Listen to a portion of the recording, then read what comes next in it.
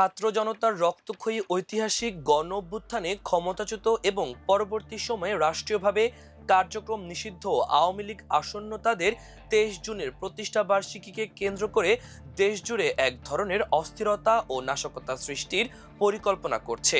মাঠ পর্যায়ে হঠকারী কর্মকাণ্ডের মাধ্যমে জনমনে আতঙ্ক সৃষ্টি, ঝটিকা মিছিল ও ককটেল বিস্ফোরণের মতো বেআইনি পন্থায় রাষ্ট্রকে অস্থিতিশীল করার আওয়ামী নীল নকশার তথ্য পেয়েছে গোয়েন্দা সংস্থাগুলো। ইতোমধ্যে রাজধানী ঢাকা সহ দেশের কয়েকটি স্থানে চোরাগোপ্তা ককটেল বিস্ফোরণের ঘটনা ঘটেছে, যা মূলত ২৩ জুনের মূল নাশকতার মহড়া বা ট্রেইলার বলে জানিয়েছেন নিরাপত্তা সংস্থার সংশ্লিষ্টরা। একই সময় নতুন উস্কানি হিসেবে যুক্ত হয়েছে গাইবান্ধার পলাশবাড়িতে রাম মন্দির ইস্যুর মতো আকস্মিক এজেন্ডা। এই ধর্মীয় সেন্টিমেন্টকে ঢাল হিসেবে ব্যবহার করে পানি ঘোলা করার অপচেষ্টা চলছে বলে জানা গেছে। গোয়েন্দা সূত্র বলছে, একদিকে নিষিদ্ধ সংগঠনটির নেতাকর্মীদের চোরাগোপ্তা হামলা ও নৈরাজ্য সৃষ্টির পায়তারা, অন্যদিকে অপ্রাসঙ্গিক একটি ধর্মীয় ইস্যুকে সামনে এনে মাঠ গরম করার চেষ্টা। সব মিলিয়ে আগামী ২৩ জুনকে কেন্দ্র করে এক কৃত্রিম সংকট তৈরির অপকৌশল নেওয়া হয়েছে। প্রাপ্ত তথ্য অনুযায়ী আগামী ২৩ জুনকে কেন্দ্র করে ঢাকা, সাভার ও চট্টগ্রাম সহ দেশের বিভিন্ন গুরুত্বপূর্ণ পয়েন্টে চোরাগোপ্তা মিছিল এবং হামলার ছক এঁকেছে নিষিদ্ধ আওয়ামী লীগ। গোয়েন্দা সূত্রগুলো বলছে, জননিরাপত্তা বিঘ্নিত করতে তারা ককটেল বিস্ফোরণ ও গাড়ি ভাঙচুরের মতো হঠকারী পথ বেছে নিতে পারে। অন্যদিকে পুলিশ সদর দপ্তরের কনফিডেন্সিয়াল শাখার এক চিঠিতে সতর্ক করা হয়েছে যে ২৩ জুন কার্যক্রম নিষিদ্ধ হওয়া এই সংগঠনটির সদস্যরা দেশের বিভিন্ন জেলায় তাদের দলীয় কার্যালয়ে পতাকা উত্তোলন এবং ব্যানার সহ রাজপথে প্রকাশ্যে মিছিল বের করতে পারে। এই কর্মসূচির কারণে বিদ্যমান অন্যান্য রাজনৈতিক দল, বিশেষ করে এনসিপি ও বৈষম্য বিরোধী ছাত্রদের সঙ্গে সংঘর্ষ তৈরির আশঙ্কা রয়েছে। সবচেয়ে উদ্বেগের বিষয় হিসেবে ওই চিঠিতে উল্লেখ করা হয়েছে, আইন শৃঙ্খলা রক্ষাকারী বাহিনীর সদস্যরা আওয়ামী লীগের কর্মকাণ্ডে বাধা দিলে ওরা আইন শৃঙ্খলা বাহিনীর ওপর ক্ষুব্ধ হতে পারে। নিরাপত্তা সংশ্লিষ্ট সূত্র বলছে, রাজধানী ঢাকার অন্তত ১৫টি স্পর্শকাতর পয়েন্টে একযোগে বিশৃঙ্খলা সৃষ্টির পরিকল্পনা নেওয়া হয়েছে। এই পয়েন্টগুলো হলো মতিঝিল এলাকা, আবরার ফাহাদ এভিনিউ, সাবেক ২৩ বঙ্গবন্ধু এভিনিউ, যাত্রাবাড়ি ও ডেমরা, টিএসসি ও ঢাকা বিশ্ববিদ্যালয় ক্যাম্পাস এলাকা, পান্থপথের বসুন্ধরা সিটি থেকে ধানমন্ডি ৩২ পর্যন্ত সড়ক, ধানমন্ডি ৩২ ও ধানমন্ডি ৩ নম্বর, কুড়িল বিশ্ব রোড, বিজয় সরণি ও আগারগাঁও, শেরে বাংলা নগর, মিরপুর ২ নম্বর ও ৩০০ ফিট এলাকা ও গাবতলী।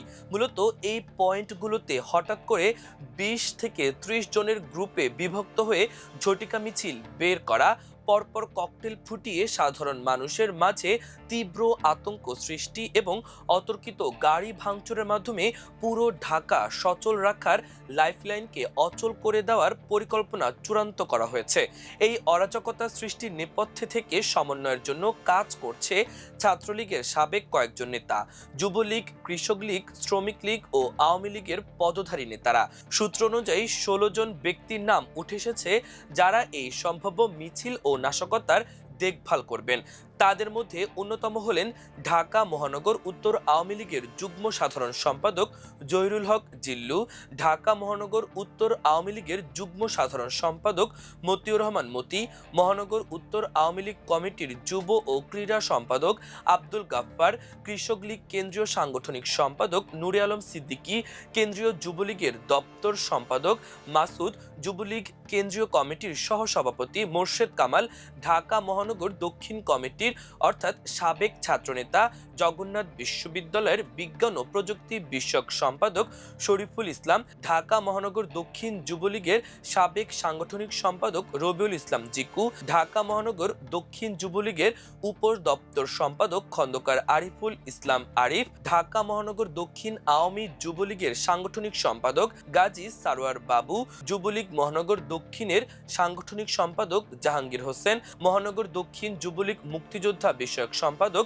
আলতাফ হোসেন, মহানগর দক্ষিণ আওয়ামী লীগের সাংগঠনিক সম্পাদক গোলাম সরোয়ার কবির, মহানগর দক্ষিণ শ্রমিক লীগের সাধারণ সম্পাদক সেলিম সারোয়ার, শ্রমিক লীগ মহানগর দক্ষিণের সভাপতি ইব্রাহিম হোসেন। এই 15 জনের পাশাপাশি এই পুরো ষড়যন্ত্রের অন্যতম প্রধান অর্থদাতা ও নেপথ্যে চালিকা শক্তি হিসেবে চিহ্নিত করা হয়েছে 62 নম্বর ওয়ার্ডের কাউন্সিলর ও সাবেক শ্রমিক নেতা মোস্তাক আহমেদকে।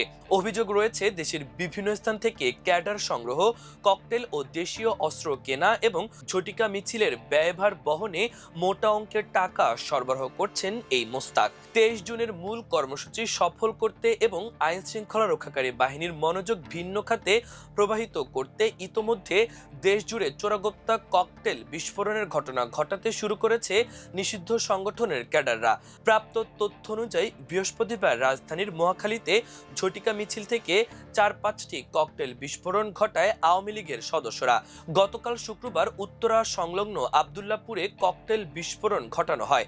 চট্টগ্রাম ও মেহেরপুরে ঝটিকা মিছিল থেকে ককটেল ছোড়ার খবর পাওয়া গেছে। আওয়ামী লীগের এই নাশকতার সমান্তরালে হঠাৎ করেই দেশের ধর্মীয় ও সামাজিক সম্প্রীতি বিনষ্ট করতে দৃশ্যপটে হাজির করা হয়েছে গাইবান্ধার পলাশবাড়ীতে রাম মন্দির ইস্যু।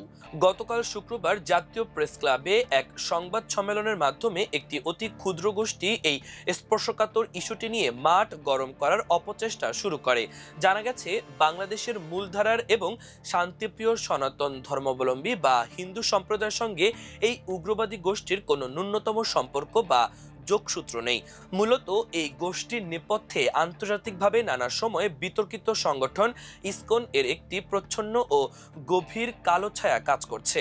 গোয়েন্দারা তথ্য পেয়েছেন যে আজ শনিবার রাজধানীর বিভিন্ন পয়েন্টে সমাবেশ ও মানববন্ধনের নামে রাজপথ দখলের যে কর্মসূচি এই গোষ্ঠীটি হাতে নিয়েছে তা মূলত 23 জুনের আওয়ামী নাশকতার সঙ্গে সামঞ্জস্যপূর্ণ একটি চক্রান্ত।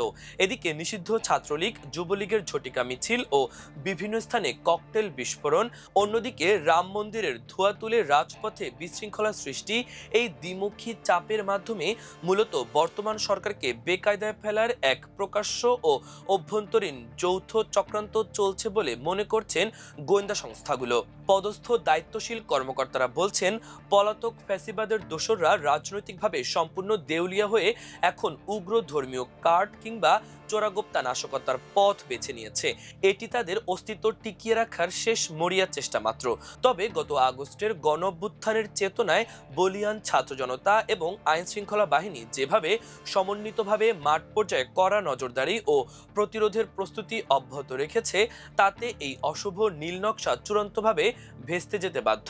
এ বিষয়ে তারা সরকারের কাছে মূল্যায়ন তুলে ধরছেন বলে জানা গেছে। ডিএমপির অতিরিক্ত commissioner crime and operation S N. Nazrul Islam জানিয়েছেন, 23 জুনকে কেন্দ্র করে কোনো ধরনের বিশৃঙ্খলার সুযোগ দেওয়া হবে না। রাজধানীর প্রতিটি প্রবেশমুখে তল্লাশি চৌকি এবং স্পর্শকাতর স্থানে অতিরিক্ত ফোর্স মোতায়েন করা হয়েছে। কোনো নিষিদ্ধ সংগঠন যেন রাজপথে নামার দুঃসাহস দেখাতে না পারে সে ব্যাপারে শূন্য সহনশীলতা অর্থাৎ জিরো টলারেন্স নীতি গ্রহণ করা হয়েছে। পুলিশ সদর দপ্তরের সহকারী মহাপরিদর্শক এ.এইচ.এম. শাহাদাত হোসেন বলেন, জনজীবনের নিরাপত্তা বিধানে পুলিশ সতর্ক রয়েছে। সব ধরনের বেআইনি কর্মকাণ্ড মোকাবেলায় সজাগ রয়েছে আইন শৃঙ্খলা বাহিনী।